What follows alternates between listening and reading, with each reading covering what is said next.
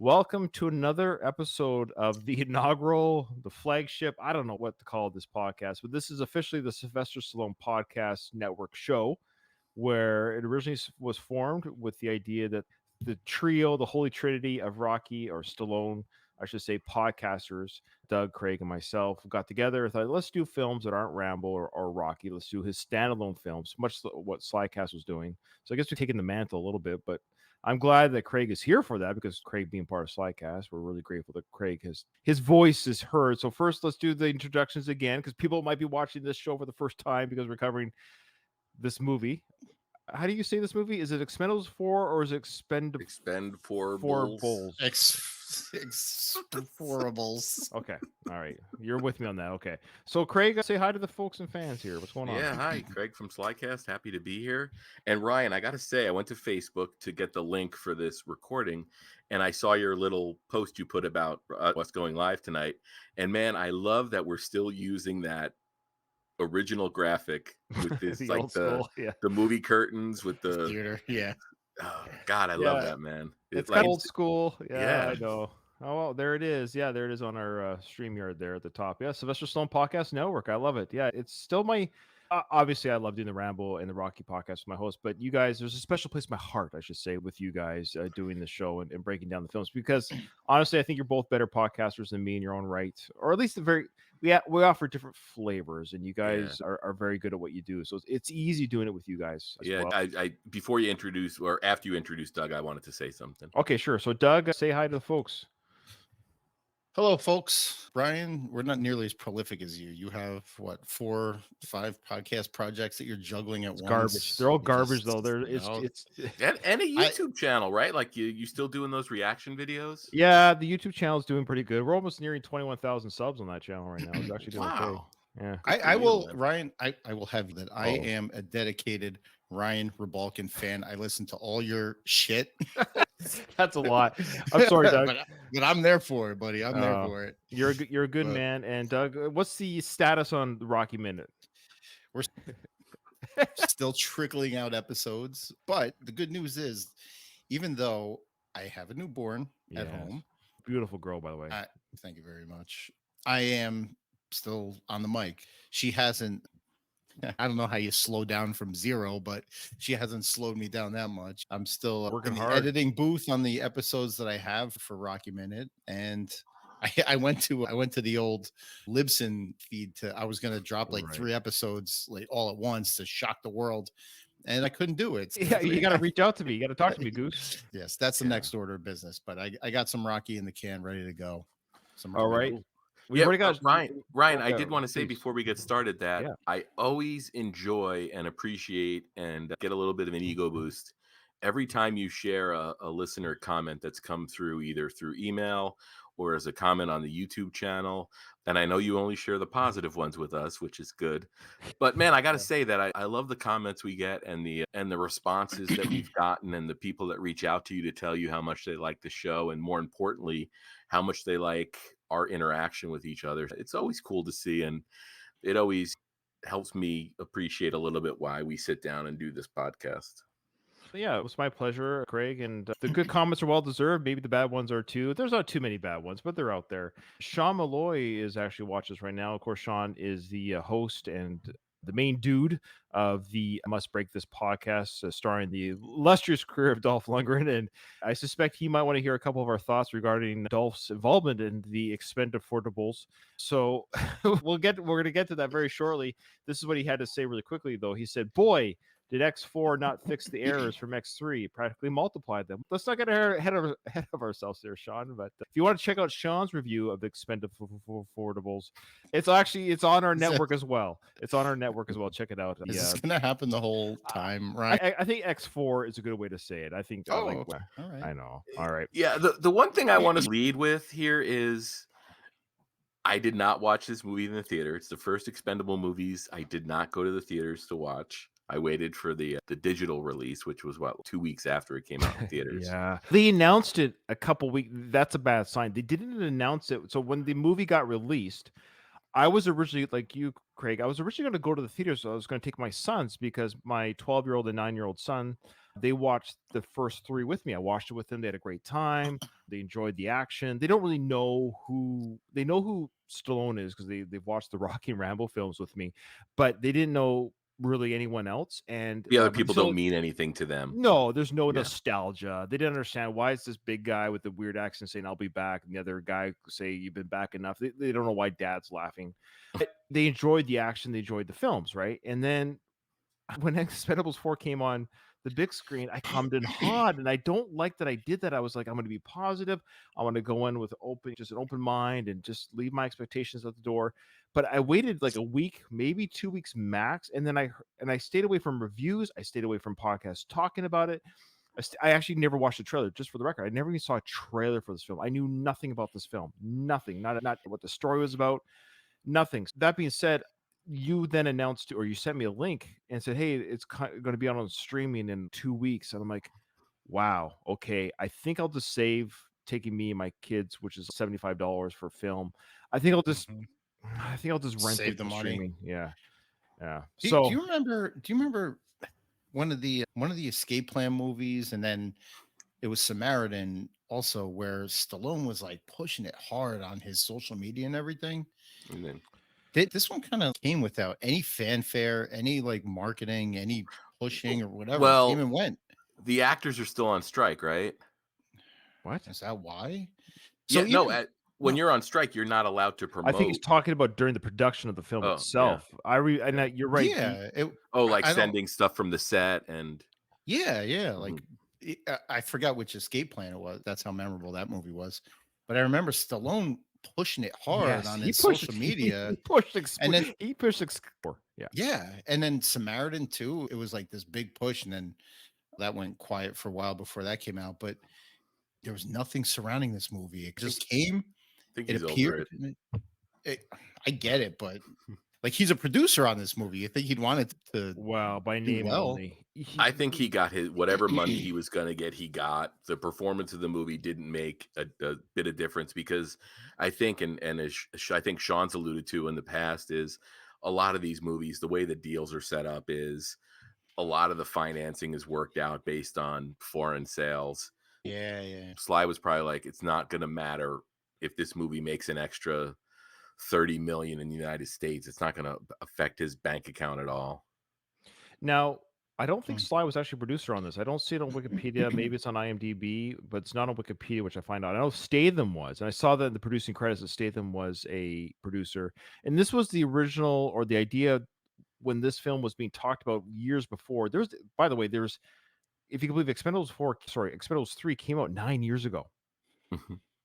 9 years ago. That's a kind of a long time in sequel land. It doesn't feel that long. It doesn't feel ago. that long, does it? But it was 9 years ago, 2014, and there was talk soon after Expendables with 3, about 2 years, maybe just 3, where they were talking about doing it's called the Expendables: A Christmas Story, and that was the Oh yeah. indication. Yeah, there was indication with that this was going to be the Statham vehicle. His star was really rising, and that Sly in his ever aging body was aged out of the series, pass it over to Statham, and then there's also talk about the old female Expendables. Oh my Expendables. god. Expendables, whatever that Enough. play on words. Enough of Yeah. that shit already. Sorry. So it's okay. We got Charlie's Angels. It's fine. So that being said, that didn't happen. The kind of COVID happened. Then this movie got made, and I was legit. I have to admit, when I first heard about it, I was like, okay, cool. I'm all for it. Unlike a lot of people, I quite enjoyed part 3. I thought Mel Gibson was the highlight, obviously. I know the biggest criticism of part 3 was what?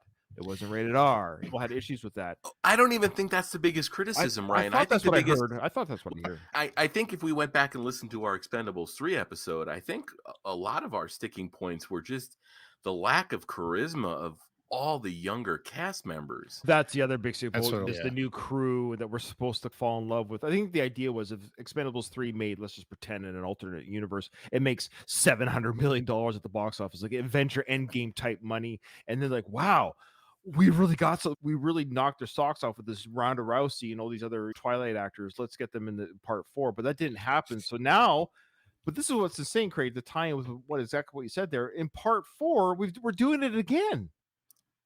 At least they brought back the old crew, most of it. Well, but did But they this new even crew- mention what happened to Terry Crews? Was there even a line? If No, maybe there I missed wasn't. it? I'm So sorry, that's a huge glaring omission. Like Terry absolutely agree. Crews's personality in those movies was so big that to not have him was just it. I always noticed it, and I'll say this right now. And Yeah, please. this movie was talked about so much because a lot of people saw it before us. So I couldn't help but get private messages from people and things saying, "I can't wait for you to see this. I can't wait for Mm-mm. you to see how bad it is. Oh, It's the geez. worst thing Stallone's done in years." But watching it, and I don't know if that prepared me for things or numbed me a little bit, but my ultimate takeaway from this movie was it was fine. It Yeah. Okay, wasn't good. It interesting. wasn't bad. It was Mm. just fine. Okay. Unmemorable. It's not a day and date Blu-ray pickup for me. And I think that's the ultimate problem with this series now is it hits beats that don't Mhm. mean anything anymore. Yep. Okay, that's Craig, hold on. I was thinking, sorry, Ryan, oh no, please, yeah. but I was thinking that just today that I was going trying to recall the movie because I saw it a week ago, and I'm trying to. There's a lot of plot points a week later that have escaped me, and I'm thinking to myself, and I'm like, okay, I've probably seen 1,000 action movies in my life. All right, that's a Sure, of generous course. estimate, but and maybe a small handful of the ones from the golden era of action are the ones that I truly remember everything about. You know what I mean? And all the other ones, they're good. They come and they go. I'll watch them and I'll say, "Oh, that's an okay movie," and then I'll move on with my life. This was that. It was. I couldn't have put it better, Craig. It wasn't good. It wasn't bad. It was a movie. I think the other thing that bothers me about the Expendables series as it is now is they think somebody showing up on screen is enough. Andy Mhm. Garcia shows up and he Terrible. doesn't have to do anything. You can tell Andy Garcia phoned this movie in. You Mhm. could tell Andy Garcia was like, "Where's my paycheck? Where's my trailer?" And nothing against Andy Garcia. He's at a stage in his career where that's the kind of shit he should be doing. But in the Expendables movie, they just assume somebody showing up is enough for people to cream Mhm. themselves, like saying, "Oh my god, another action star is here."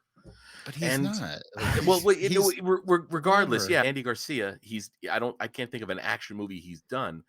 But the thing is, they just think that just showing up is enough. And I'm sorry, it's not enough. It's not Mhm. enough to just show up. Since we're talking about Andy, why don't we talk about the cast? But let's just talk about Andy Garcia. So Andy Garcia is an actor that I've enjoyed throughout the years. Of course, The Godfather. What else? Good boy, I marked myself. Exactly. Yeah. What else? What's Godfather Part Godfather 3. 3. He three? bites Oh, Joey Zaza's ear off, doesn't he? yeah. Sorry, I meant to say that one of my favorite films of his. I had to double check because I was 90% sure, but I'm doing this on the fly. I apologize, guys. What about The what Untouchables. I thought he was great in oh The yeah, the Untouchables. Oh Untouchables, yeah, things yeah, to do in yeah. Denver when you're dead. Yeah. He was good. Was Yeah. To be and he was in the Ocean's movies. If you forget that, Yes. so Terry Dick. he was great in that. He's fine. He's No, no. fine. There's, Yeah, he's a good actor. He's a fine actor. You never yeah. watch him in a movie and think, oh boy, You here don't we go to No, the go. but movies for Andy no, Garcia. Yeah, all right. right. So I know we're spoiling here, but let's go through the villains of the Expendables series. So you've Sure. got the first one, you've got Eric Roberts and Stone Cold, and you got the guy that looked like Kevin James, Oh, right? yeah. Who's the other badass martial arts guy? What was his name again? That first Expendables film. He's been in other B movies, but he's Oh, really all right. not Scott Adkins was Yes, it? him. He was cool. I think he Yeah. was yeah, in Oh, yeah. two. Oh yeah. was he in two? Okay, my Yeah, apologies. But but those either way, guys are legit. yeah. But the first movie you've got Eric Roberts and Stone Cold. The second Oh, movie you've got Gary Daniels. He was yeah. pretty cool too. Yeah, The second movie, you've got Van Damme. of The course. third movie, you've got Mel Gibson. The fourth movie, now you've got the guy from, I think it was The Raid, right? Okay, so yeah, that's right. So now we're talking And about Andy Iko Garcia. So Uwak. just look at like the downward trajectory of Right. the villains in those series. Like Eric Roberts, he's a joke, but that dude had legitimate acting chops. And in Expendables, he was still displaying them. He was great. He was just fine. I mean, you go look at those characters compared to these ones. Boy, we were spoiled in those first two films. Well, But I Mel mean, Gibson also as look well. at like the bravado of it. Like Eric Roberts' Yeah. character was so big and so brash, and so you remembered him. Same thing with Van Damme, and the same thing with Mel Gibson. In this movie, the guy from The Raid, he kills a kid and you're supposed to be mad at him, but you're not. Like, I didn't hate that guy. He was a villain doing villain things, but there was like there was nothing there to make me say, "Oh, I can't wait to see the team take this guy out." And his being taken out was pretty. Of course, Statham is the one that fights him at the end there in the ship.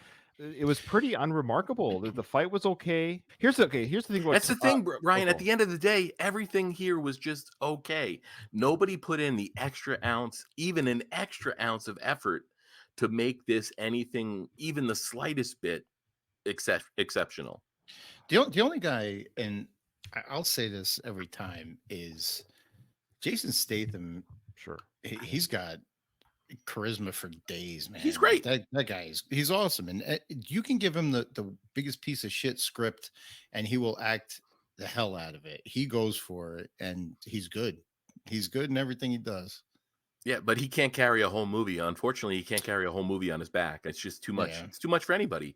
And that's the funniest thing. It's almost, and Ryan might be able to talk to this a little bit more because I think he's done more of the research, but Sly pieced out.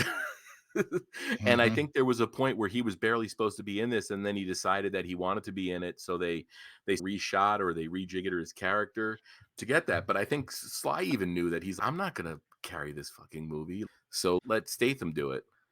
Okay, so let's go back and talk about Sly and his involvement, since this is the Sylvester Stallone Podcast Network show. I admit, the one thing that I was fooled on, I thought Sly's character had died. In fact, if you listen to my Rambo podcast, there's an episode that I did with Dom, of course, my co-host, where we're talking about the Expendables 4 film, and I mentioned at that time I'd only seen half the film. Like I'd stopped watching it to do the podcast recording, so I talked to him about the film, and I showed a picture of Sly's supposed at the time, or what we thought was his corpse in the plane, and I made the comment that it was I actually thought that he died because I knew he wasn't going to be in the film very much, and Statham's character Christmas was pretty convinced he was dead, so everyone thought he was dead. So I played along with the characters. I don't see any reason why we think he's alive. There's been no indication. So I knew that Sly was only on set for 4 days. So I'm like, okay, he's dead. Okay, cool. They've moved on without him. That's just the way it goes.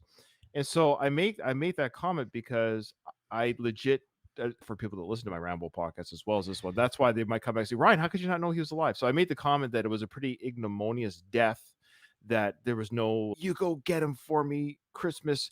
I thought, okay. So I was tricked to that degree, but I was tricked so much that I thought it was a really horrible writing. So ironically, I guess for better, for worse, I was tricked because the death was so lame. That's how Barney Ross got killed. Now, however, I wish a braver, smarter film would allowed his character to die. I think it would have been a more emotionally if they're looking for any kind of writing in this film or any kind of emotion. I think it would have been a more emotional film had Barney Ross been killed. But I know the plot device, the red herring is that in order for them to have access to this file to do what they had to do in the film, that's what do you call that when you use that in a movie? A plot device. MacGuffin. They had to use that. This character has to be dead, and everyone has to think he's dead to release this secret file so we can get who this person is and that at warheads on a ship, blah blah blah. And then how many movies do we deal with finding detonators? Can we just get rid of that plot device, finding the detonator? Okay, so there you go with the Sly.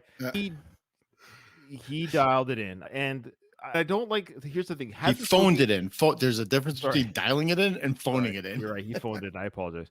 And lastly on him, not lastly, but the last thing for now on him was, had this movie succeeded financially at the box office or online or whatever streaming, they would have made it. They're not going to make a part 5. There's no way now. This didn't even garner half of its cost of just production, let alone advertisement. It's a horrible box office. Word of mouth, rightfully so. You know what? Word of mouth, rightfully so, destroyed this film's box office. People saw this opening weekend, and the word went out on the Twitterverse and on podcasts and reviews like, "Ooh, this is a garbage film. This is not a good film." And you're right, though. It's not even escape plan bad. It actually has the sin of not being bad enough to even have a laugh at it. Yeah. Hey, so I know we're talking about the cast right now, but Donald B just mentioned Barney murdering somebody for beating him in thumb wrestling. And that sequence, that was part of a reshoot, right? Because it doesn't add anything to the plot. It's like a 10-minute section where Sly has to go get his ring, or Barney has to go get his ring back, Yeah, and we get some action. We get a bar fight, but it does nothing to advance the plot. it's to show that Sly's on the set. They're having a little buddy moment, little fun moment with Soldier Brothers before his supposed death. This was Barney Ross's way of saying goodbye to Christmas before his supposed death, so Christmas could have something to hold on to until Barney comes in at the end and saves the day. Anyways, I don't. I will say, sorry, two things. The Barney covering up his own death by killing that guy is just it's an atrocity. Who did Like, he? So remind me, I lost track. Who it was the little guy that he beat in thumb wrestling? Oh, it was him. Yeah. Oh, so the guy from the bar was in the plane the whole time? Yeah, so he set him up. Yeah, he was like, he knocked him out, hit him in a compartment, and then set him up to burn jumbo shrimp. Jumbo shrimp in the plane crash to look like Barney Ross. Because I saw the film in 2 sittings, I admit when I got to the ending and they showed you how they had a different corpse in the cockpit before when it crashed, Yeah, I had forgotten. So this was just some Weasley like small statured man in a bar who literally died for Barney. who deserves a beating, sure, but does he deserve to be burnt alive in a plane crash? I don't know about that. I don't know if the punishment fits the crime. But That's insane. I totally lost. Thank you for bringing that up. Yeah, because I actually forgotten. I was like, "Who's that guy?" I was like, I had nobody to ask around me that would answer the question for me. but I will. The other thing is, in that bar scene in particular, I know you guys might kill me for this, but I do like the Stallone Statham scenes because Oh, sure. There's Stallone to save them. They're they fun. do, they have chemistry. They do. Right. At this point, Right, they would at 4 films in, sure. yeah, and even though Stallone does his like overacting thing, he tries to be funny when he's not, but I don't know. I find that like when he's with Statham, it works to some level. And I don't know if it's I have a quote actually here from Statham um regarding like working with Stallone. He says, working with Stallone is beyond a pinch yourself moment. I remember growing up watching his films, and to be directed by him and to be in a movie that he's produced, to be shoulder to shoulder with Sly is a privilege any man who loves action movies would never turn their nose up at. It's terrific. I'll do as many as he wants. Sure. Yeah. And yeah, you could say just given the opportunity to work with Sly must be like an honor and a privilege, but I think they legitimately have some good chemistry on screen. Oh yeah, no, I wouldn't debate that. So here's some of the problems with this film in general. We've talked already about it. The thing that this franchise actually suffers from, and I don't know why, and I don't understand it, is the dialogue. I don't know how to describe it. Is very choppy. Their quips and the way they communicate to each other. I get they're trying to be fun and I'm gonna say locker room talk, but like soldiers to soldier talk and the quips and the jabs and the jibes and all these things. But the jokes do not land. They do not like. Okay, watch a movie. I know it's Platoon. I understand it's Platoon or Full Metal Jacket. But when you see the banter, which, by the way, writing good dialogue doesn't cost a lot more money. It's like when you watch, it's just words on a page. Can we just create dialogue that works? And I don't understand how guys like Statham, as Stone, who writes legitimate films, I don't understand how they can't create natural banter. The banter is so silly and dumb that I don't even know if they're human. It feels like it's AI created banter. It feels like someone has put into Chat GPT create banter between 2 soldiers who are in their 70s. Yeah. What's even dumber is the callbacks they did. And I hate when any movie does this, because it's a throwaway moment in one film that they call back to. And in this one, you have the absurdity of Stallone shooting a guy with that whatever size fucking gun was on that helicopter, where he shoots the guy that Statham's pretty much holding. Right. And then Statham does the whole like head thing. Hey, you almost got me. And that's I think a callback to the first movie. But neither one of them would have remembered that. It's just for us to point to the screen like Leo in that meme. He like says, you "You're said, welcome," right? He says, "You're welcome." I say, yeah. "You're welcome." Yeah. But then he's, oh, watch the head or That's whatever. right. Watch my head. But the thing is, so let's get back to the concept of the Expendables, which was a nostalgic trip through action movie history where we bring back all these action guys. But you know what a huge missed opportunity was? And this was probably because of budgets. But why not do that shit behind the scenes as well? Why not get Shane Black or Jeb Stewart or Steven D'Souza to write one of these movies? Right. Why not get a guys that, or Rennie Harlan, get the old school action writers and directors. Yeah. And if you tell me, oh, Shane Black's writing Expendables 4, that's probably getting me to go to the theaters. And a lot of guys like from our era. Yeah. Shane Black he's not a household name, but like guys like us know who We Shane all Black know, but is, Steven D'Souza. Yeah, we all to this podcast would know Shane Black. You'd have to. Yeah. Yeah. I totally agree with that behind the scenes idea of the old school, the old guard coming back. Okay, let's talk. So the dialogue. Okay, let's talk about the CGI. Thoughts on the CGI, Craig? It's better than the Samaritan. Sorry. Yeah. Was it though? Was it? I'm being serious. I'm not trying to be funny. Samaritan had that whole fire sequence. Yeah, the fire sequence. That's the one I'm thinking of. And the DH Sly. The thing is, Doug, the thing nowadays is I'm so used to seeing shitty CGI that it's like you almost become numb to it. Like I don't know why it hit me though. I have to admit, it hit me hard when I saw the CGI, and it didn't go, and it didn't go away. So maybe with the Samaritan, you're right. The final battle sequence with the fire, and fire's tricky. Look, I'm not saying Backdraft did it without CGI, but I don't know. I felt this film was like, okay, let's talk about the little mini boat that was chasing the big boat.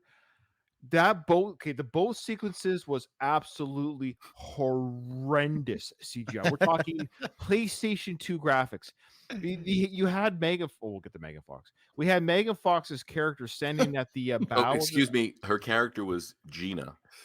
Oh, whatever. I don't think she had a last name. I think her character was just Gina.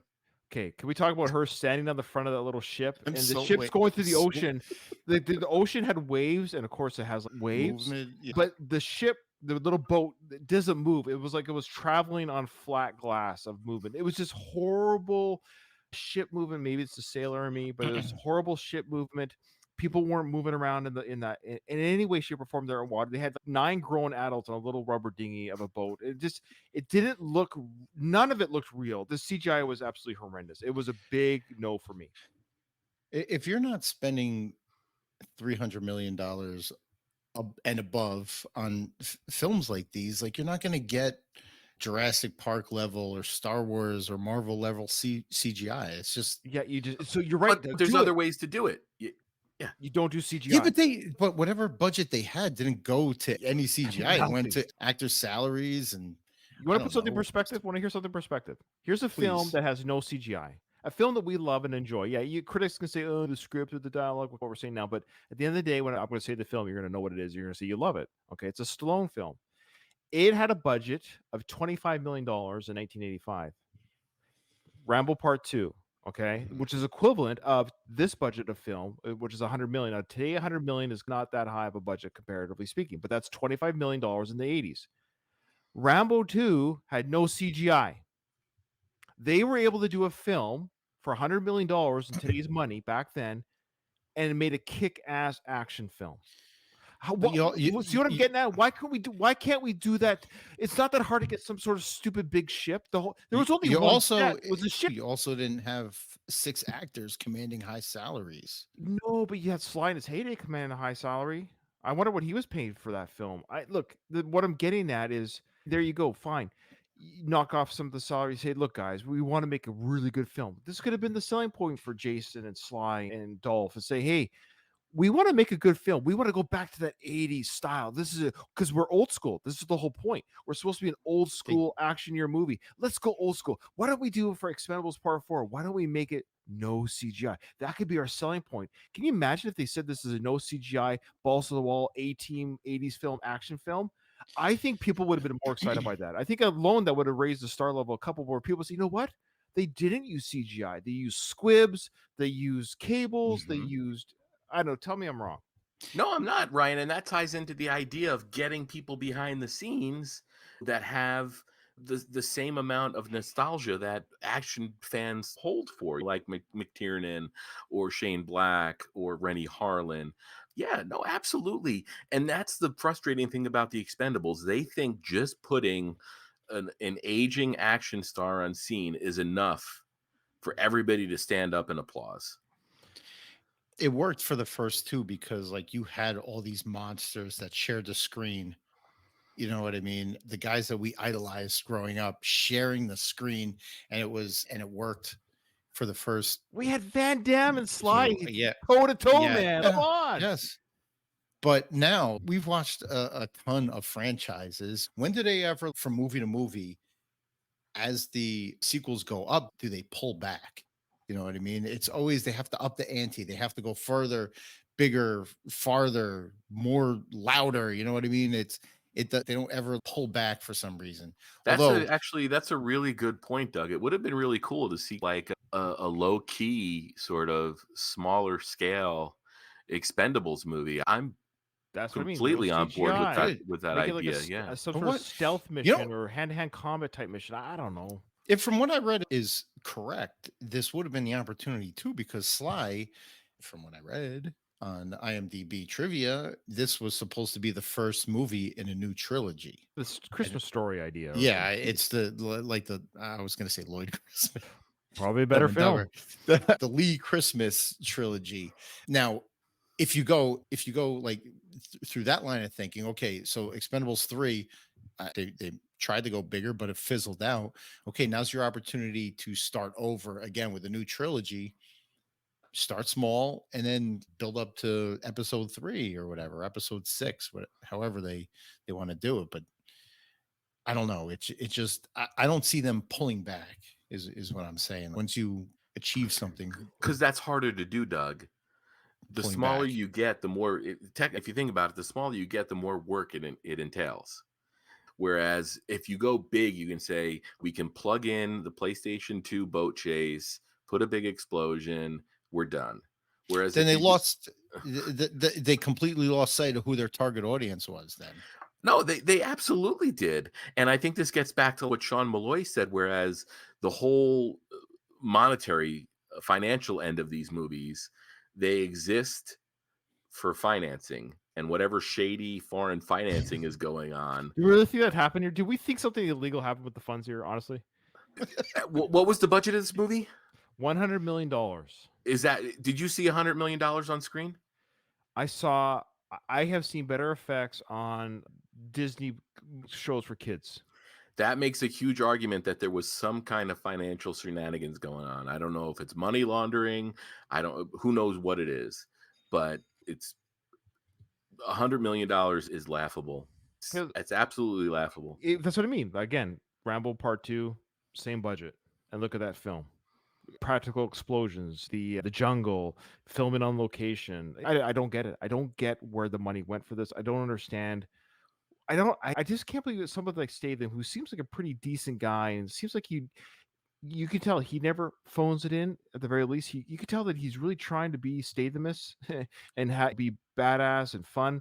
But remember that motorcycle scene throughout the ship? Remember when they're riding the motorcycle on the ship with the guns in the front? What are we like?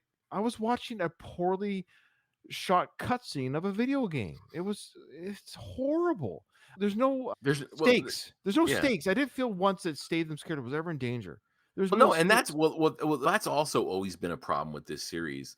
We have a series called The Expendables where nobody ever really dies. Except for part 2. I think that's what makes part 2 so good is Yeah, they actually kill they the kill youngest member. they kill Hemsworth. But yeah, that's the thing. So there's really no stakes in these movies ever, but also there's no passion behind the filmmaking. Nobody involved in this movie feels like they couldn't sleep at night because they were thinking of ways to make this movie better, and they couldn't wait to get to the set.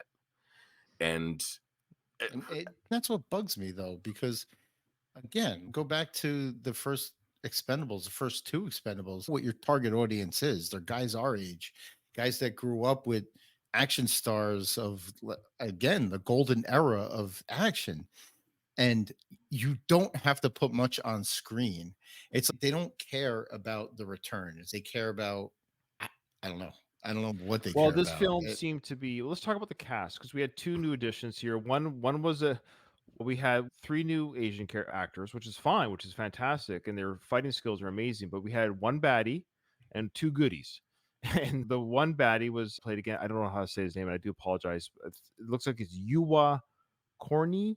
yeah, that's the dude from the Raid, right? That's the guy from the Raid, and he was. I thought I feel bad for him because I could tell that given a better script, with better direction, he had the personality and the charisma to be a really cool, like I think this was supposed to be the Jackie Chan. Jackie Chan was supposed to come on the Expendables. It was offered him to be a part of, but he didn't want to because it wasn't big enough for him. I think that was set to Sly. I think Jackie's gone on record saying he wanted to do this with Sly, but he wanted less people. I think he didn't want to share too much screen time with all these people. He made that clear. So I think this was the Jackie Chan offer, was to be this bad, because he was going to play the bad guy. I think that was the offer, to play the bad guy. Yeah, but let's also not forget that Jackie Chan is a, a pretty amazing filmmaker in his own right. He didn't really do it too much in America, but he would have scoffed at this whole part. But if you go back to his Asian cinema career, Jackie's an innovator. He was considered one of the greatest action filmmakers working. So like his opinion means something. So the idea that he was like, hey, there's too many people here, whether or not it's driven by his ego and wanting to have more screen time. I don't mean that like that. I don't. What I mean by that is not that he himself need more screen time. He wanted to focus on him and Sly going toe to toe. I think that was no, and that's what I mean. There's validity in that argument that there's too many people. So that was that. So that was, sorry, I'm looking at the pronunciation here. That was Yuwa Corny. Not a bad, again, I felt bad for him to some degree because I thought this could be a good opportunity for him to be in an American movie. He's done a few other American movies, but like I said, he did The Raid, which he did great in that, and that was a fun film. Then we have the good, quote unquote, new edition of an Asian background, and that was Tony Jaa, somebody I did recognize. He was from The Protector.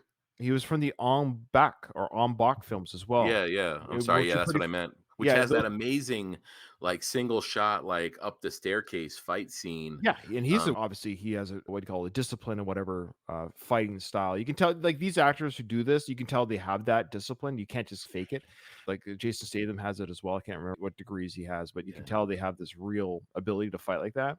Wait a minute. He was. Yeah. Sorry, say again, please. Yeah. No, I was going to say, isn't 50 Cent a new character too? Where to get to him? I want to be a little bit systematic here. Then we'll move on to different. Yeah. So no, because your math isn't adding up. I think you said there were like 4 new people, but no, I just said Asian characters. He starts with the Asians. Yeah, I'm starting with the Asians. I'm getting the worst out of the way. We're going alphabetically. The worst.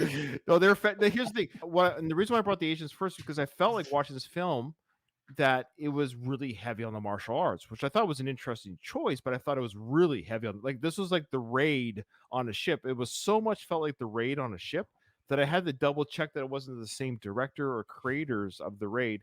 And it wasn't. We'll get to the director later. But anyways, he did a good job. Tony Jaa, again, did a good job. He was like, I'm a peaceful man. I don't do this anymore. Oh, Barney Ross is dead. Now I'm going to he turns into Wolverine or whatever. Interesting choice. And then lastly, we had the female addition to the cast for the Expendables. Her name, well, no, there's 2 new females. Sorry. The third, she's an actress model as well. That's Levi Tran. She was fine, but she has a recurring role in MacGyver.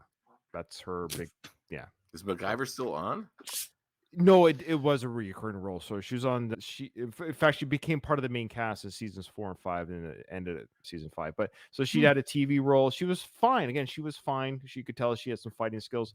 So those are some of the new additions. But where's why? And I don't know her name, so obviously it doesn't bother me that much. But why not bring back the girl from part 2? I know. I know that. Yeah. So now let's talk about the other newest edition, female. Let's talk about because people are going to want to hear her thoughts on this. They're going to want to hear her thoughts. Megan Fox. She was Lee Christmas's girlfriend. They have a 19-year age difference in real life. Whether that's their age difference, the film wasn't really acknowledged. So, Doug, thoughts on Megan Fox's performance in Expend4bles? Expend4bles. This was the biggest offense to the Expendables franchise, even more so than the previous. Yeah, even more so than Ronda Rousey and the whole cast of young kids in the Expendables 3. This was awful. It was just like put a sexy girl on screen. She obviously doesn't know a lick of martial arts because every fucking scene that she throws a punch, it's a stunt actress. Right. Obviously a stunt actress. It's terrible. But then you've also got that scene, Doug, where she's like telling the crew what they're gonna do. Oh yeah. Yeah. And you're the boss now. Okay. Yeah, why is she second in command? Why? I don't know. I Well, have it no was idea of her status, of why she's so high up in the ranks. She's 37 in real life. Statham is, I think, 19 years her senior. I don't get why even Lee Christmas as a character went from Charisma Carpenter's character to this. I don't get the transition. It doesn't make well, sense. Charisma you Carpenter's you probably 45. So I she's don't too old. like you. Look, don't knock guys that have 19-year younger than them girlfriends, because that's the exact age difference between me and Wait my a minute, wife. is that how much it is again? I keep Really? forgetting. Yeah, Is Wow. it yes, 19? Wow. Is it no? How old? 19 Wait, years. how old are Yeah, you? I'm 45. She's 26. All right. All right. No, no. Cut that part out. No, I'm not. I'm not.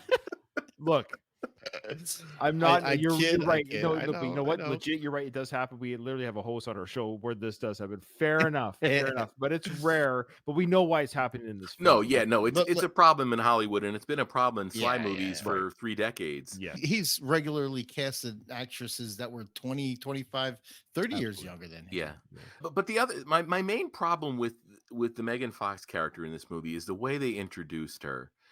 It's just a bad scene.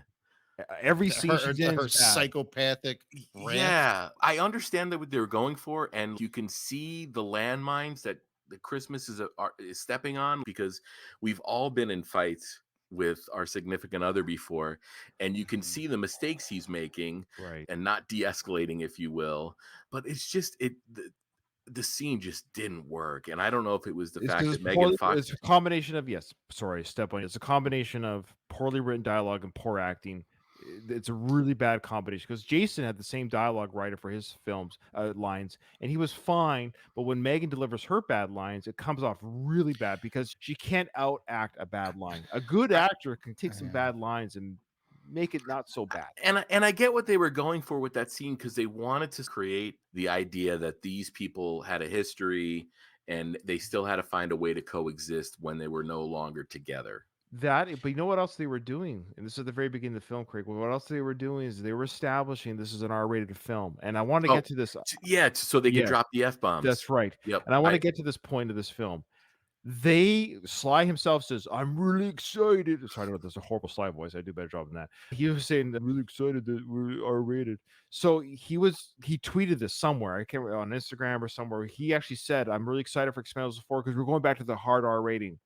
So their idea of R rating is to curse in arguments and put dildos on the bar. I like this was their. You get what I'm saying? It was R rated for the wrong reasons. We don't want R rating for language. Sure, cuss words, whatever. That's not why we want our R rating. We want our R rating because people's heads are exploding. We've got arms being chopped off with helicopter blades, like RoboCop violence. That's what we want. We want it for that. Now, sure, throw in the curse words, but the dialogue and the fighting, just to curse, it's actually nobody wants to hear a fight with cursing. Save that for War of the Roses films. This was a horrible. Yeah, it was just like, look, we can say the F word again. Yay! I don't know. No, I want you're right. to. I agree, Ryan. You are right. And there were some extra bloody scenes, but it wasn't Sure. anything to Ooh. like. Yeah, my biggest issue with Megan Fox in this film was we're in a time now where you have female actors that are legit fighters. People that like Ronda Rousey. Let's go back to her in the last film. Give her She credit can't for her act. fight. No, give her credit for her fight scenes. That was her. She cannot act, but she can fight. So you tell me that out of all of Hollywood, you can't find a female that has extensive training in martial arts that can actually do their own fighting on screen. You want to push this like strong female character thing, but your strong female in this film, it's not her fighting. It's a stunt actress fighting, and it's bullshit because like she can't measure up to Jason Statham or any of the. God forgive me because I know Jason Statham's name, but not any of the Asian actors. But the guys that are legitimate martial artists, So they were good. They were good. They were good, but it's them fighting on screen. That's right. So she can act on screen, but when it comes to the fighting, let's call in the stunt actor. Yeah, because she can't do her own fight. Well, Like and, you and can't again, find a. yeah, no, and again, this gets back to just missed opportunities, because I understand they want a younger, quote unquote, actress to appeal to whoever they think they're appealing to, but why not get she's much older now, but why not get like a Cynthia Rothrock or even like a Zoe Bell Mhm, from the mhm. Tarantino Oh, universe? she'd been Like, great. Yeah, She would have been yeah, fantastic, and she's pretty too. You know, yeah. yeah, and Donald B just said any woman from wrestling. There's plenty. Yeah, you could have gotten what's her face, Snoop Dogg's cousin, who was on The Mandalorian. Her name's Mercedes something. I forgot. I wanted to. Sasha Banks is Yeah, her yeah, yeah, is her yeah, yeah, okay, wrestling name. yeah, yeah. But yeah, Donald has a great point. There's plenty of female yeah. wrestlers. But again, like why not call up Zoe Bell? Well, Mhm. it's not just like Zoe Bell. Can you imagine Zoe Bell I and know. Jason Statham doing that fight, that Oh, that'd argument be scene? She's phenomenal. Zoe Bell is maybe I phenomenal. they mean, can can you? afford her. She Maybe they would be couldn't afford great her. in that. Honestly, I don't know. She's not a like a household name though. She's a stunt actress, Okay, but she here's can act. That's the difference is she can act. I'm I don't picturing that know scene in my head right now. I'm Mhm. picturing Zoe Bell doing that Megan Fox dialogue. No, that's a great call. why was Megan Fox hired? She's box office and film poison. She's absolute poison. Terrible. I think she And was they did. brought on to say, "Look at my cleavage, look at my," and bringing the teenage boys to the screen. Teenage boys have not been interested in Megan Fox since she was fixing her car in the first Transformers film. Like this, nobody cares about it I anymore. know. I know. You said to bring in a younger crowd. She's got to be 35, She's Well, almost she's 37. 40. 37, so She's an yeah. old. 37. She's an Okay, old yeah. hag. In So she's an yeah. old hag in Doug's world. Yeah. Boy, she's too old for Doug. Well, yeah, it's crazy. She's only 3 years younger than my wife, so it's not. Yeah, I don't look Mm. at her as oh, she's so young. And yeah, it was a casting stunt. It was designed to bring men in, and it's lowbrow. Men. Here's the newsflash for these movie producers: men don't think like this anymore. We actually don't. I hate to say it, with the internet, we can look at girls whenever we want. We don't need films to do this. If I want to see a hot girl, I can go thought on whatever computer and I see them very quickly. So just give us people that can do the job on these films. We're expecting some sort of decent acting, not a You know, charisma vacuum. She's an absolute charisma vacuum. She is box office poison and she's film poison. I can only imagine what she's like on set. when I first saw her in that argument with Statham, I thought it was just like, okay, boyfriend, girlfriend had a fight. The boyfriend's going to go off on his mission and leave the girlfriend behind. But when she came out and was like part of the team, I don't know. I rolled my eyes so hard. Did you guys feel the earth shift? Because I said, no fucking way is this happening. I was so Yeah. mad. I was so mad. All right, we got two more cast members to talk about. I know we're talking about the film scenes as well. Look, there's nothing really to talk about the film scenes. Hey, you know what? This is almost a spoiler-free episode, so that's pretty good. So if people still want to watch this film, they can. Let's talk about Curtis 50 Cent Jackson. So we went from Terry Crews. Yeah, I know it's black actor for black actor, but they have to do that. So the Terry's is gone. Who to bring in? Sly's co-star from the Escape Plan films comes on to this film. He is by far one of the worst acting I didn't realize how bad like when he said his lines, it was like, I am not gonna emote. I'm literally just gonna talk. I can't tell. Is he like big and strong or is he just big? I actually don't I couldn't tell with his outfits on. I didn't even Thoughts think he on was big either. he seemed like a larger guy, but thoughts on 50 Cent on his acting. I have absolutely no thoughts on it. Like I said, the biggest, the most glaring omission in this film is the lack Mhm. of Terry Crews and the lack of acknowledgement for why he wasn't there. Maybe the last film he got injured. Remember he was I know why he wasn't there. Didn't he do something that kind of oh There, yeah. there was some issue with it was Accusations or something that he said he I, got. I think it was a He had political stance that he took. no, Was it a political? Was film it political? producer had sexually. I don't think it got physical, but there was some Right. level of harassment leveled But I towards feel like his Terry name. I Crews. wouldn't say that's not. It's not fair to But say. he's the I don't host mean. of America's Got Talent now, so I Oh, mean, is he's he? Oh, yeah, Oh, busy. for the Maybe he's love of busy. God. yeah. It's a It's a dog paying shit gig. show, It's a paying gig. but I would have preferred. I can't even. Well, 50 Cent, was he the computer guy? In the Escape Plan films, wasn't he the Mhm. computer guy? Yeah, but wasn't he the computer guy in this movie too? I have no idea. Like, Oh, I'm trying to think of a scene where he did something that was meaningful, and I feel like it was like, oh, we have to jam the detonator signal or whatever. Was he the detonator guy who says we can't do anything with these detonators? That was his job to say this is too much. Even I can't do this. Did I ever tell you about the I time got that I sorry, go ahead, Doug. No, just real quick. I'm reading. Cruz claimed that he was purposely not invited back because he refused to drop a sexual assault lawsuit against a high-level Hollywood executive. Oh, that's what I thought. I knew there was some sort of, I would say, All like right. he was being blacklisted, but there's some muddy waters regarding the production and him, and yeah, and that's why even in the third film, I think we went back that far that he had a lower part in that third film when he got injured at the beginning of the film, and then It's so funny. If you look at the star power of those movies, Terry Crews is probably just as big of a name as Stallone and Statham at this point. Yeah. You can't, like, if you want to compare apples to apples, black guy to black guy, Terry Crews well, to that's 50 Cent. that's what they're doing. Like, They're doing that. yeah, it was an obvious replacing one black guy with another, which is like Why? But it's why not, him? Again, why can't the casting yes, director say that's, just to give it opportunity? Here's the tagline for the film on the poster. The tagline, and this is what I mean. They're trying to redo part 3 again, which is I don't know why they did that, but old blood meets new blood. That's the tagline for part 4. When they tried to already do this for part 3, they're like Sean said at the beginning of this episode, like, hey, remember those things that didn't work for part 3? Let's try it again for part 4. Makes no sense that is actually the tagline of the film. Old blood meets new blood. But if that's the case, fine. Why wouldn't the casting director say, hey, we have an opportunity here for any starving actors who are out there, going to readings or what do they call that? Auditions. Can you fight? Do you have fighting background? Are you black? Are you Asian? That's great. Are you female? Are you male? Whatever it is, great. Let's get all these minorities in here. Get a diverse cast. Fantastic. Like you can get these guys cheap. You can get people that are hungry and starving and get them on the cheap and make the film better.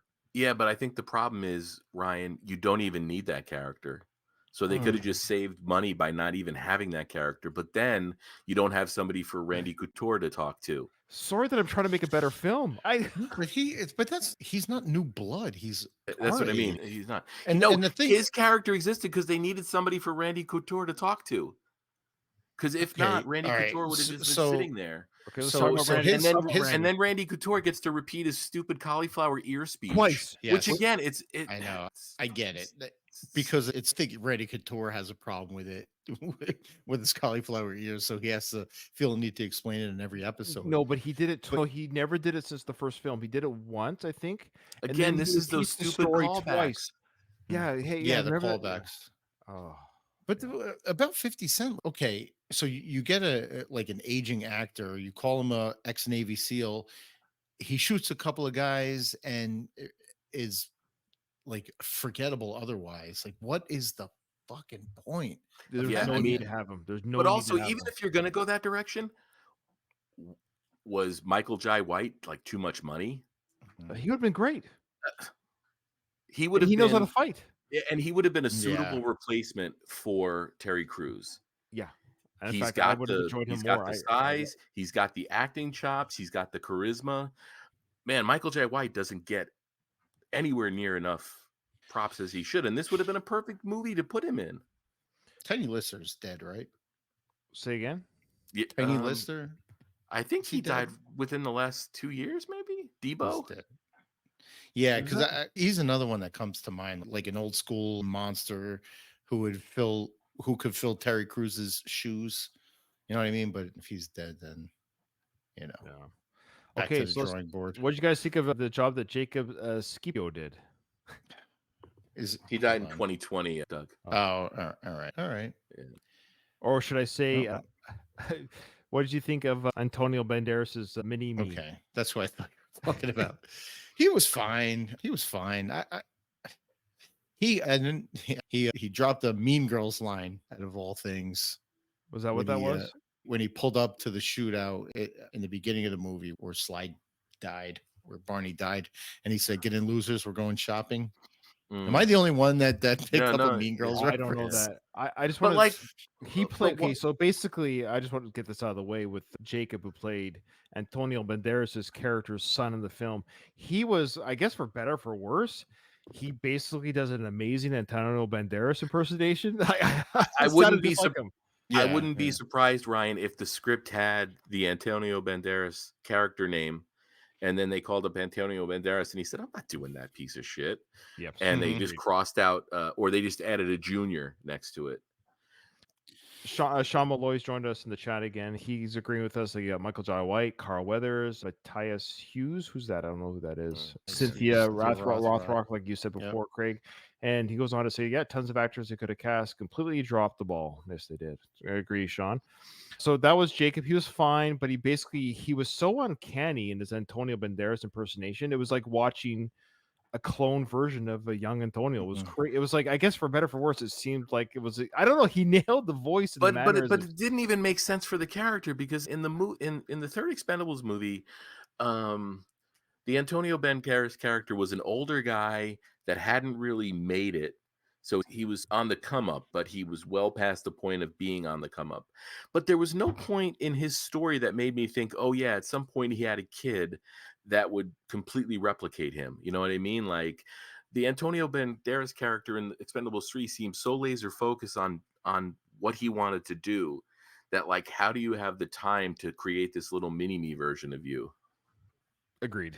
Now, you're looking too deep. Yeah, I was going to say, since we have Sean here again, he's the host of the I Must Break This.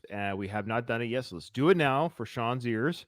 Let's talk about the performance of Dolph Lundgren. Thoughts on Dolph Lundgren's presence in this film? Did he have the first thing that stuck out? Like, they commented on the wig. Did he have that because of he was filming Aquaman at the time? Yeah. No. Was that a wig or was that his hair? That's the question. I don't. Sean but might that's know. Sean might know. Well, he was also. This was after his cancer battle too, wasn't it? I don't know. I think it was after, because that was during the pandemic, wasn't it? Yeah. The cancer thing. Yeah, I didn't think it was a wig. They reference him having a certain kind of hairstyle. I don't remember what they said it was a wig. Did they? But I thought because he was like the Aquaman guy, the father, right? Oh. Wasn't he Jason Momoa's? Yeah, but didn't they film Aquaman like 4 years ago? I know they've been doing reshoots. But there was Aquaman Part 2. Wasn't it? Coming out. I saw the trailer for it actually yesterday in the theaters. It just struck me that maybe the two were filming. He was going through cancer treatment. That could be all right. Sean says, it was a wig. No, Dolph was fine. And there was that one funny scene where I think they referenced somebody, the bad guy, and not giving him a second chance. And they were like, hey, remember in the first movie when you screwed us over and we took that was the one decent callback. But I actually felt bad for Gunner. He's like, yeah, but I've been here with you for the other events. Like, I've proven my worth since that mess up. But I hate to say this with Sean's presence, because he runs the podcast and Dolph, and I know this is not Dolph's fault, and I don't. Genetics is a bitch, and he's suffering from cancer, and I feel bad for his health.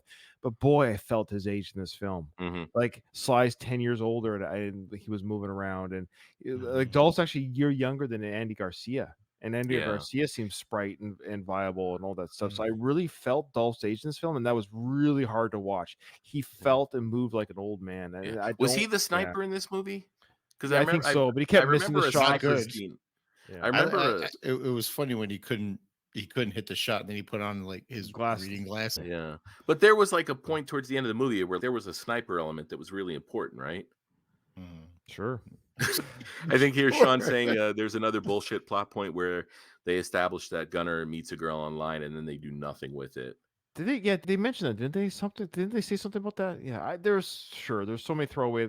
Here's some other flaws of this film that I got to bring up. One was I didn't like when they were on the ship, okay, and they had to defuse the bombs and Statham comes in for the rescue act to get them out. I looked at the time of the film. I'm like, oh, are we ending the film here? Are we ending the film on the ship? This is it? Think about all the other Expendable films. They were going to bases or going to the jungle. Even Expendables 3, they had the fight here on top of the building. They had the whole, that whole abandoned city fight. I'm like, oh, we're doing the last battle on a ship. This is like under siege territory. I have a really hard time with very few movies can be Die Hard, meaning I like my action films to be a little bit more outside of things. I don't like them being contained within one element, like a ship. Excuse me. So when we were at this point where I'm like, okay, so if Statham rescues them, but the bombs are on here, and the whole point of this is to defuse these weapons, where are we going after this? Oh, we're staying here. I was like, this is all for budget reasons. Again, where did the $100 million go? Because not only are they on a ship, but it's a fake ship. It's CGI ocean, CGI sky, CGI mini boats. So I don't know why did this have to happen on a ship? What was the reason for that, and why did it have to end on the ship? I felt very let down by the whole ship. And where did Sly's copter come from? Anyways, sorry. Thoughts? Anyone? No, you're right. They again, it's bare minimum filmmaking. And how did Barney Ross know that Statham was outnumbered, outgunned? This was like the last hurrah. So he comes in with this armament of weapons and just lays out the bad guys, all but, of course, Andy Garcia's character, to the last moment there where they have some sort of discussion. He gets blown to pieces. I don't know how Barney knew to come in when he came in. Does anyone know how that happened? Or because the scriptwriter said, page 98, Barney flies in and saves the day. And why? You're infected by Craig just looking into this too much. And there's something that's happened through this whole series which I can't stand. I'm in the military, I'm in the Navy, and we wear what's called headdress, which is your beret or your cap or whatever. I can't stand it when films do this because in real life, in battle, that I could be wrong, but these guys aren't gonna be wearing, like, with the fact that Barney's wearing his beret in the helicopter. Like, why bother wearing the official Expendables uniform? Like, it's like a costume. It's like a superhero costume. What's the point? You're in a helicopter laying to waste some terrorists. Cool. Do you think like Barney's boss is gonna be like, "Hey, I understand you rescued everybody in the helicopter, but you weren't wearing the proper headdress."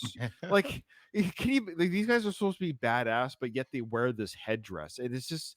And then even Andy Garcia's character was wearing that braid too, and he's not wearing it properly. He's wearing like a baker's cap. It's just, to me, it drove me crazy. Take off the beret. Do you think there was a point where Sly was like, "Hey, we're gonna put the beret on the Sly Stallone shop"? Yo, that's a good. Craig, you've never done a Sly before. That's a good Sly. Not a bad Sly. Not a bad Sly. He's the podfather for the Slycast. I hope so. So, anyways, the beret wearing is horrific. But Dolph's character overall, I felt his age, but it was good seeing him. The wig, if it's from cancer, or the hair, if it's real, either way, poor choice, Dolph. I'm sorry. It doesn't suit you. It looks weird. I don't know why they just didn't keep it short. Keep the wig short.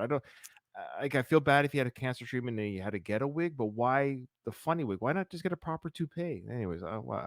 Either whatever. Hair put it in a ponytail. Put it in, no, it's not hair aside. It looked horrible. It's distracting. Okay, yes, it did look horrible. But when you have the cast of the Expendables, when you have the Expendables on screen, where you're showing Ronda Rousey, 50 Cent, whoever the hell else, when Dolph was on screen, I was like, yeah, all right, we're back. We're back to the Expendables because that's what the Expendables was to me.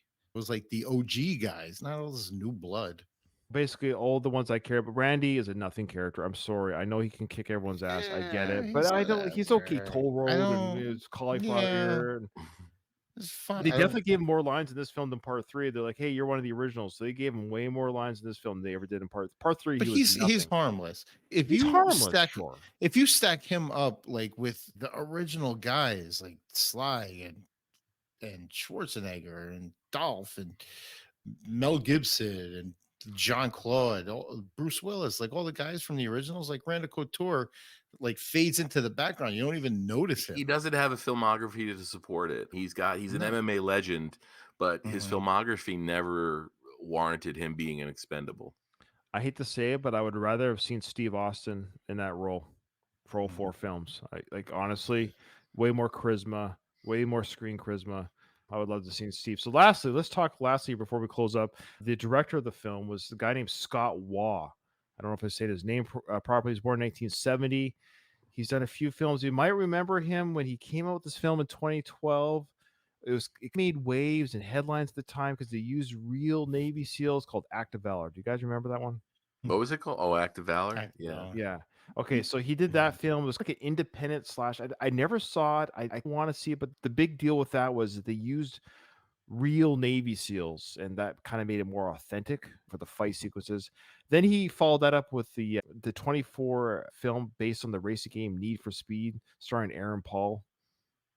Remember that one? I remember it coming out. Yeah, bombed. And then he did a film in 2017 with the wonderful Josh Hartnett called Six Below: Miracle on the Mountain. This was based on a true story, apparently, and these type of films I find very boring. You're revealing the problem with this series. Didn't Simon West direct part 2? Yeah, and then So lastly, we go from I want to get Sly to directing the first Yeah, one, I Simon know. West directing the second one, to these fucking no-name directors like Patrick Hughes was the third one, and then he in 2023 he has 2 films. One is Expend4bles, and the other one is a movie called Hidden Strike starring Jackie Chan with John Cena. Yeah, that was on Netflix, I think. I've passed it on Netflix before. Oh, you didn't watch it? No. Come on. There's only so many hours in a day. I'm 49 years old, Ryan. I need to be more selective with this, the way I spend my time. Yeah. And the coloring of that movie poster for Hidden Strike is the same coloring choices of the Expendables 4. I kid you not. It's the same promotional poster color scheme. What does that tell you? Nothing. That promotional poster design is as uninspired as these movies they're making. But it's just find it interesting that both films directed by the same guy. It's like they hired the same cookie cutter. It's all no effort filmmaking, Ryan. There's no passion behind it. There's no vision behind it. It's all just connect the dots, fill in the blanks, paint by numbers nonsense. And there's all kinds of reasons for that. There's all kinds of reasons that we're not getting the kind of movies we should be getting anymore. But at the end of the day, it's just uninspired, no passion filmmaking. So this is the final Expendables film, yes or no? I think so. Unless they need to wash some more money. There's no other reason. If Sly said this is supposed to be the first episode in a new trilogy, it lost the half Christmas of its budget. trilogy. It made $50 million out of $100 million budget. They lost at least $50 million. That's a lot of money. Does the studio care though? I don't know. Craig, how does laundering money work? I don't know anymore. You can take a tax write-off, right? Warner Brothers seems to be big on that. They took a whole Batgirl movie and just wrote it off as a tax loss. Donald B says that Sly was supposed to be in Hidden Strike and he was replaced by Cena. Interesting. So if Sly knows enough to not be in your straight to Netflix movie, then that should be a sign, because we've seen some straight to streaming movies that Sly's done. The reason why I ask about a sequel is because the film didn't perform at the box office. It's the first of the 4 films that did not make its money back. It was not a box office success. Maybe streaming revenue. I don't know. We'll give it more money. I'm not sure how that works. Correct. Yeah, if it did come out, it would go straight to streaming. You think so? Yeah. The reason why I ask is because let's pretend they do an Expendables 5. I guess is Stallone back in it again at 80? What are we doing here? We've established at this point that the only way to get people to care about these expendable movies is to have Sly on the poster, if nothing else. That's the thing, is they're not even making these movies for the original intended audience anymore. What happened to the franchise, guys? This is sad. It is sad. All joking aside, it is sad. Let's go full circle here as we close out. That when the first Expendables film came out 2010, 13 years ago. I think I saw that in theaters twice. I saw it, if not twice, I did see it twice myself. I was legit excited. Remember the airplane sequence when that whole Statham first comes out? Movies is great. When Statham comes out of the cockpit and they lay waste to fry, whatever it was. Yeah. And Statham's on the front. There's no CGI. That's him in the front of this old plane that they actually bought for the film. And then Stallone broke his back on that movie. Yes, we're all talking. That's right. We're talking about Sly's doing these stunts. He's breaking his back. Steve Austin's in it. People are kicking ass. They were all men and grunts, and the punches were real and all. And then part 2 got Van Damme playing a kick-ass, badass bad guy. It's something like, this guy's a dick, but we loved it. We loved it. It even had those fun liners between like Bruce and Arnold, the big shootout, the mini car. It was like that fun action film sequence. And then part 3 is like, okay, it wasn't rated R, and the new kids on the block weren't that great, but you still had Mel Gibson playing Mel Gibson. He was so much fun to watch. You're like, okay, part 4 will be rated R again. And then holy smokes, every ball that could be dropped was dropped. It's the natural course of a franchise, though. Like Rocky 4. I hear you, but not necessarily. I don't mean. I just and let's listen. If you're the Fast and the Furious franchise and you're dumping $300 million into that production, then you're gonna suffer. Like it's if Expendables 1 came out and it kicked ass at the box office, and they said, okay, we're gonna pile out 4 more of these, 5 more of these movies, you're gonna say, oh my god, please don't, because it's never gonna be as good as that first one. Unless like I said, you're dumping hundreds of millions of dollars into the production, which we can see they're not, because it's on screen. They don't give a shit. I just don't think a franchise like this has staying power. And if they would have announced a fourth one after the first one came out, I would have said, no, it's not going to sound good. And this gets back to the idea, Doug, that they think just showing up is enough. And I'm sorry, in 2023, it's not enough. Especially when you've made better movies in this franchise. I'm sorry. Andy Garcia sauntering onto screen is not getting me to do a standing ovation for your fucking movie. I'm sorry. Craig, people are making better movies of this in home studios. Did you ever see like the rework of the Obi-Wan Kenobi and Darth Vader fight, hallway fight? Again, we're talking about passionate filmmaking. We're talking about people that have a true love and passion. None of the people involved with this movie were passionate about what they were doing. So that's sad then. That's sad. Because these are professionals. It's like watching one of your favorite sports, whether NBA, NFL, or whatever, and you're seeing these star players phoning it in and barely making passes and sauntering down the field. And then you have these amateurs on the sideline. It's like, oh man, I can really play. I can actually do this. No, you don't have a name on your back. It's okay. How dare they go on a writer's strike if you're getting outperformed by amateurs and you have the stones to demand more? Yeah, no, don't get me started. Well, I don't even blame the writers here, because the writers they're given plot points that they need to hit. And it almost becomes like connect the dots. So it's a studio problem. Now, before we close, absolutely. folks, before we close, as we're doing so now, I do want to say this is, of course, our Sylvester Stallone pilot, our flagship show. Let's just quickly talk about what's going on with Sly and his life right now. We know that he did the Tulsa King. 2. Yeah, he did the Tulsa King season 1, fantastic show, highly rated both by critics and fans. I can't wait for season 2. For upcoming projects, yes. But is there season 2 going to happen? They announced a season 2, but then Sly's like, I'm not sure.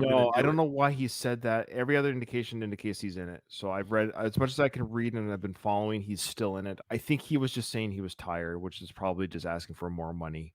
I wonder if also he was doing some behind the scenes things like, hey, my involvement in Tulsa King is somehow tied to 2 more seasons of the family Stallone. Yes.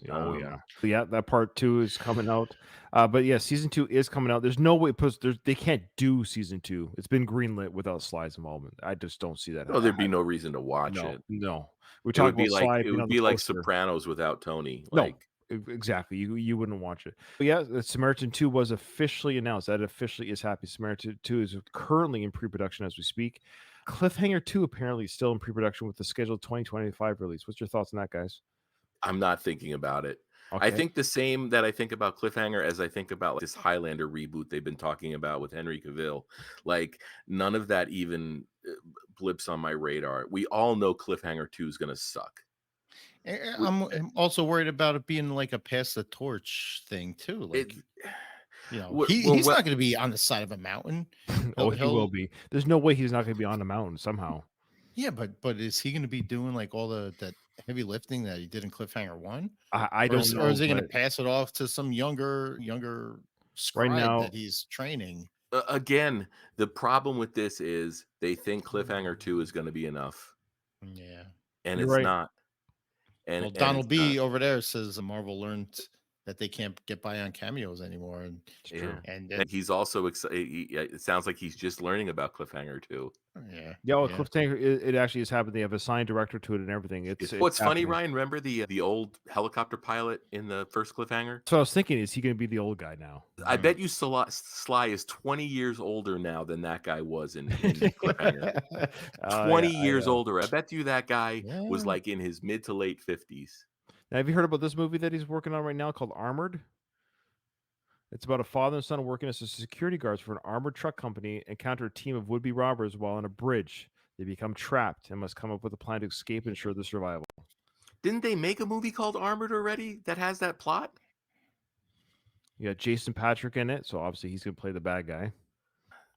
Yeah, so that's coming out. Like he's got movies coming out, guys. So guess what? This podcast has legs. We are going to be doing movies longer than we thought. We still have some of his old catalog to take care of. So before we ever get to do Party at Kitty and Studs, the films keep popping up before we ever get to that film. We shouldn't wait on pre-produced movies though. Pre-produced movies.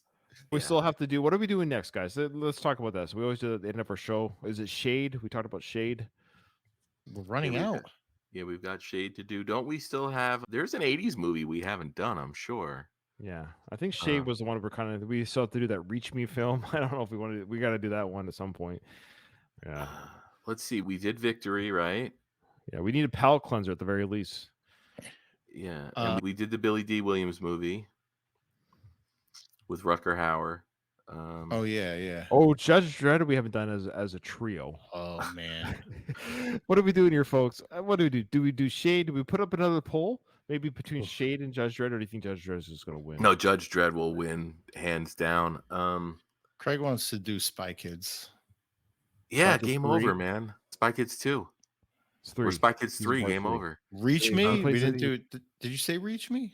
Yeah, we haven't done Reach Me yet. Yeah, no, that's on our to-do list. Yeah, it's an ensemble cast, all the same, but we haven't done that one yet.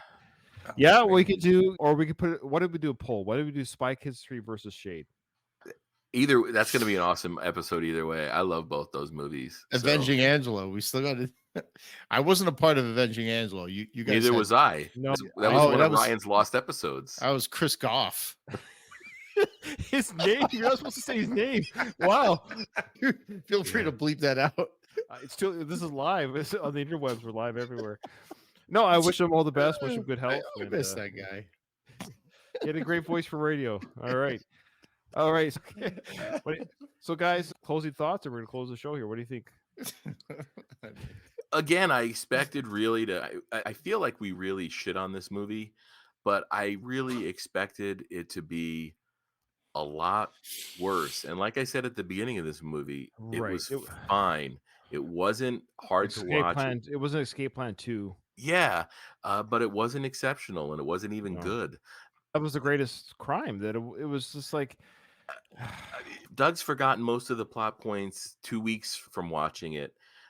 I'd say a year from now, I won't be able to tell you anything about this. For anyone that has listened to this episode and still wants to watch the movie, I'll give a quick synopsis here. I actually have it here, and then we'll close. The Expendables embark on a mission to Libya, aiming to thwart the mercenary Suarto Ramat from stealing nuclear warheads for a mysterious terrorist named Oslet.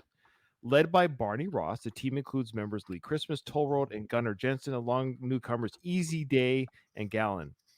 Their mission, their mission takes a devastating turn as their vehicles are destroyed and their plane shot down, and it appears that Barney has perished, leaving the team in shock. The CIA's involvement, new allies, and a plan to avert a catastrophic conflict soon unfold. Amidst betrayals, reunions, and explosive action, the Expendables pursue Oslet and his sinister agenda, changing the course of events to save the day. There you go. How do you like that one? Just for the record, Craig, I read that the name Easy Day was homage to a Navy SEALs battle cry. The only easy day was yesterday. Okay. There you go. Which ties in with the director and his Navy SEAL connection. And I believe that Randy Couture actually says that in the film. The only easy day was yesterday. Oh, that's funny. All right. So next episode, I don't know. I need a palate cleanser. Do we just make a call, or do you want to vote? Which one do you guys want? We haven't put out a vote in a while. We'll do like a three-way vote. Three-way vote? Okay. Yeah. We got the three-way vote cannot include Judge Dredd. You're right. No, that's fine. Because we could do Shade, Avenging Angelo. Oh yeah, let's do Avenging Angelo, Shade, and Spy Kids. Spy Kids 3. That's a good three-way. Okay. All right. We'll go with that.